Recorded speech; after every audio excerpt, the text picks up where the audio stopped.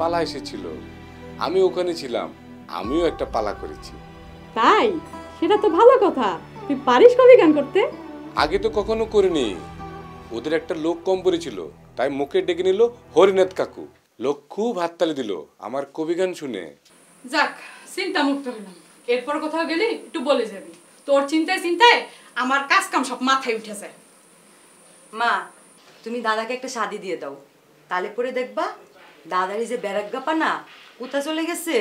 তবে রে, আমার পিছে লাগা, দাঁড়া আগে তোক সাথে দিয়ে দেব, দেখ না। ইস, রসুল ঠিকই বলেছে, আগে তোর শাদি দিব, তারপর আরেকটা সুন্দর মেয়ে এনে আমাদের রসুলের বিয়ে দিব। মামি, আমি এখন শাদি করব না, আমি কলকাতা যাব, ওখানে লেখাপড়া করব। কলকাতা? সে তো শুনেছি অনেক দূর। হ্যাঁ মামি, অনেক দূর। শুনেছি ওখানে ভালো কাজের সুযোগও পাওয়া যায়। জানো মা, দাদা কিন্তু বেশ ভালো ছবি আঁকতে পারে। গ্রামের সকলে দাদারে খুঁজে বেড়ায় ছবি আঁকি দেওয়ার জন্য। ছবি এঁকে কি সংসার চলে রে বেটা? তুই বরং তোর মামার সাথে কথা বলে দেখ, এখানে কোনো কাজে লেগে যা। না মামি, আমি ঠিক করেছি আমি কলকাতাতে যাব। তুমি মামাকে একটু রাজি করাও না, যেভাবে হোক। তুমি যদি না বলো তাহলে আমি বলবো। আমাদের গ্রামের বাবুল দাদা আছে না, তিনি কদিন পর যাবেন। তার এক মামা আছেন কলকাতায়, ওখানে নাকি ভালো কামাইও করছেন। বাবলুদা বলল আমাকেও সাথে নিয়ে যাবেন, তবে যাওয়ার আগে আসমাকে শাদি দিয়ে যাও। তোমরা যদি মত দাও তাহলে আমি জামাইবাবুর সাথে কথা বলে দেখব ভালো পাত্র আছে কিনা।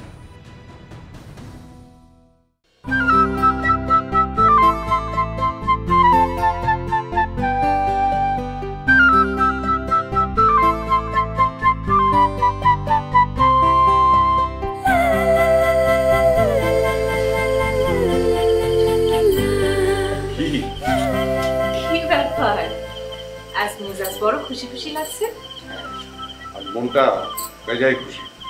ব্যবসা, জমি জমার কাজ সব রমরমা হয়েছে। ও এজন্য বুঝি খুশি? কেন, তুমি শুনে খুশি হবে? ভালো লাগবে না কেন?